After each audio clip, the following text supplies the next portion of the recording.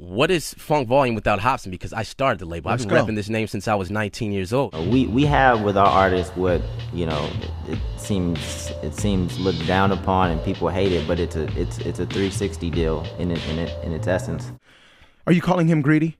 Oh, most definitely. Yeah. We're not only the label, but I also manage the artists as well.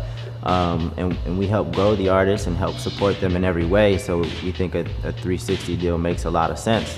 Ever since Illmind 4, Hobson has always seemed to have a specific enemy. In 4, it was Tyler the Creator.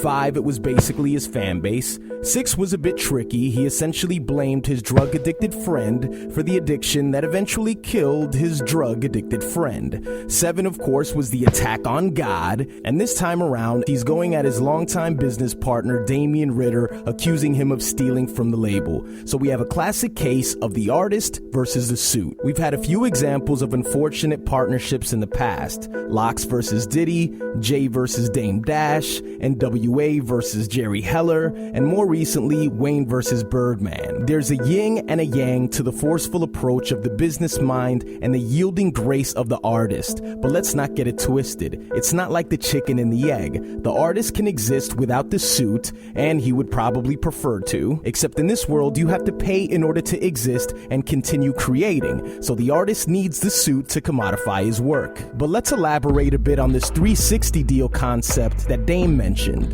Back before record labels started syncing, they had a traditional deal. They provided artists with cash advances, promotional support, and other stuff, but they were only making money off the hard copy CD sales. Then came Napster. Everything changed and the record label said, we're losing money because nobody's buying CDs. And because the market has taken such a severe shift, we don't know how to capitalize off this internet stuff. So now we want a percentage of your merch, live performances, CDs, any future TV and movie deals. We want to cut off of every piece of your publishing.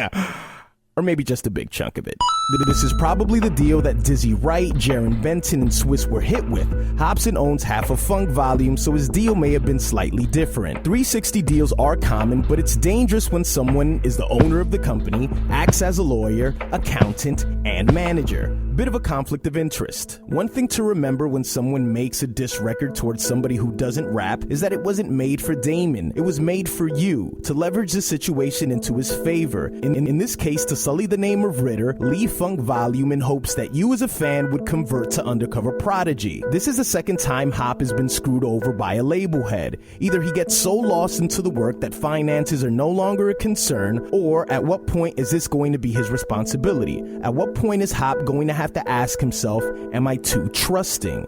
But here's one thing that people like Heller, Diddy, and Damon never consider. The source of their success lies within the imagination of the artist. It's the mothership of future ideas that'll last a lifetime. The mind of the artist.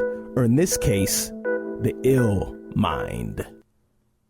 Ugh. I cannot believe I fucking just said that. He's not the type of person where if you see him, he's going to be like, I'm going to screw everybody in this room. Right, He's just really money hungry. The money drives him, and he feels he makes the wrong decisions. Right. And he doesn't understand the art form. Like when artists, like we love doing art. We want to make the best possible art that we can make. Absolutely. And we want to be comfortable, but he takes away from all that.